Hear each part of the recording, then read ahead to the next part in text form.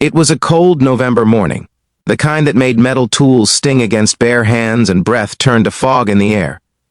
The small-town mechanic shop smelled of oil, gasoline, and worn-out dreams.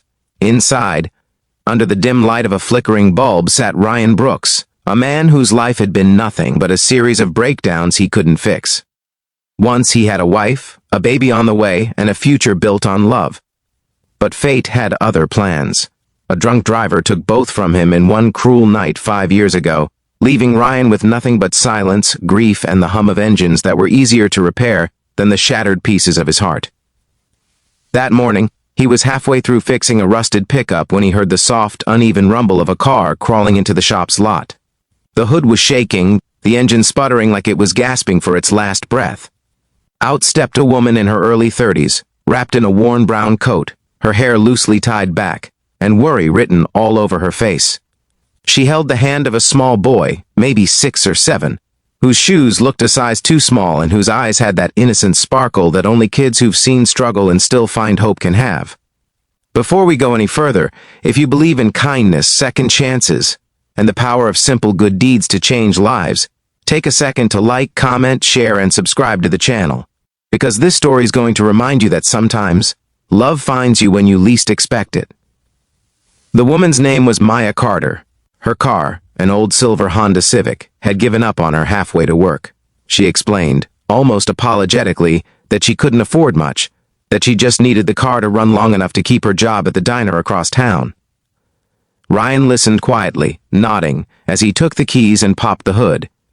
He saw the problem instantly, a cracked radiator and a dying battery.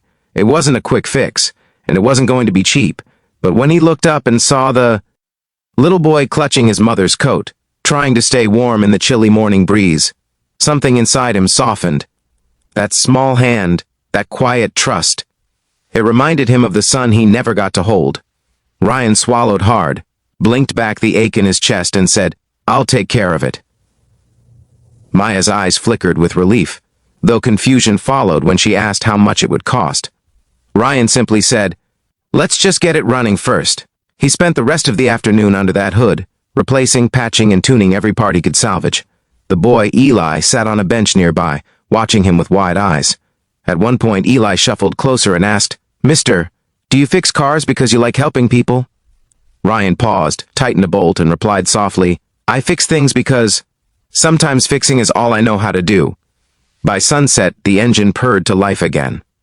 Maya's face lit up, and Eli clapped his small hands in delight. Ryan handed her the keys and told her it should be good for a while.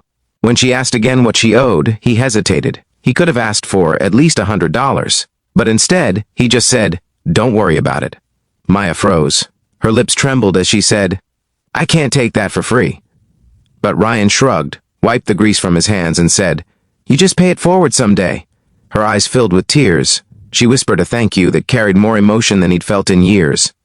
Days passed, and Ryan thought that was the end of it, just another good deed forgotten with time. But a week later, a familiar silver Honda pulled into the lot again. Maya stepped out, holding a small paper bag. Inside was a homemade sandwich and a cup of coffee. "You didn't eat much last time," she said shyly. "Consider this a little thank you." From that day on, she started stopping by every few days, sometimes to bring coffee, sometimes just to chat while Eli played with a broken wrench or a pile of bolts Ryan gave him as toys. Slowly, laughter began to echo in that lonely shop. Ryan, who once ate in silence, now found himself smiling at the stories Maya told. Stories of how she was raising Eli alone after her husband left, how hard it was to balance work and motherhood, and how she sometimes cried at night when she thought no one could hear. Ryan never said much, but his eyes always listened. As winter deepened, so did their connection. One night, as the snow fell softly outside, Maya came in after her shift, still wearing her diner uniform. Her cheeks were flushed from the cold, and she was holding a bag of old Christmas decorations. "I thought your shop could use a little holiday spirit," she said. She and Eli hung paper stars and a tiny string of lights across the walls. When the last bulb flickered on, Ryan looked around the small garage, the same place that had been nothing but noise and grief, and for the first time in years, it felt like home. Then came the night everything changed. It was late, well past closing time, when Ryan found Maya sitting in her car outside the shop, crying. He rushed out, worried something had happened. Through tears, she explained that her boss had fired her for missing a shift, the same day her babysitter bailed. She had nowhere else to go.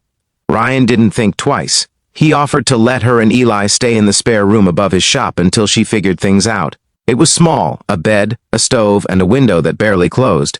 But Maya smiled like it was a palace.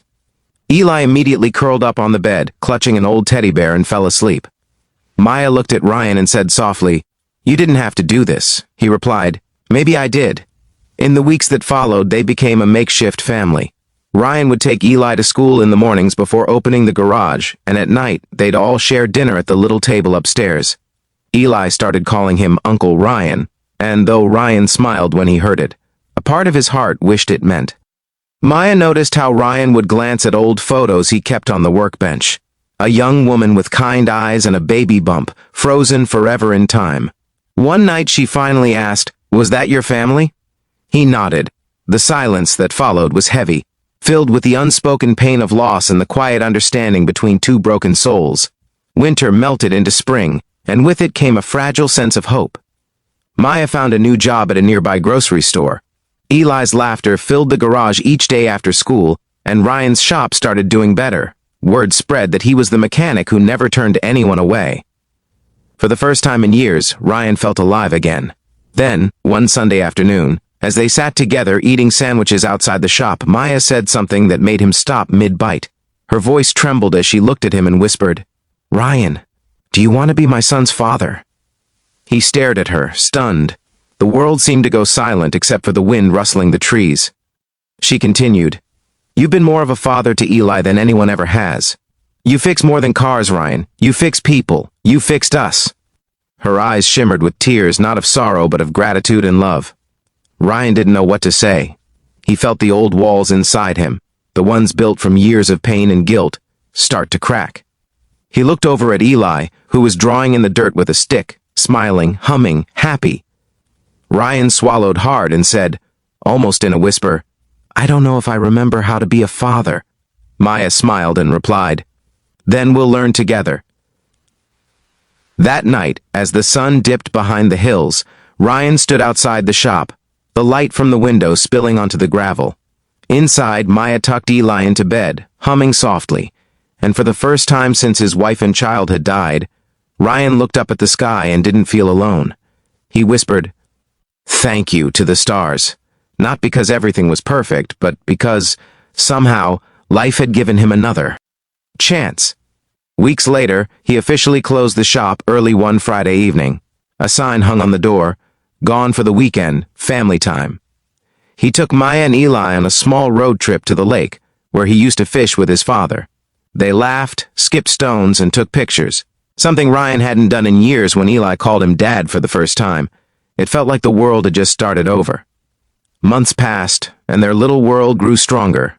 Ryan proposed one quiet evening, not with a fancy ring, but with an engine bolt he'd polished until it gleamed. Maya laughed through tears and said yes. And so, the man who once lived among broken cars and empty memories found love again, not in grand gestures or second chances delivered by fate, but in small, ordinary acts of kindness that grew into something extraordinary. If this story touched your heart, if you believe love can heal the deepest scars, please like, share, and subscribe to our channel. Stories like this remind us that even in the hardest moments, there's light waiting to be found. Before we end, tell us in the comments, would you give someone a second chance if life brought them back your way? Because sometimes, all it takes is one act of kindness, one broken car, one helping hand, and one question that changes everything.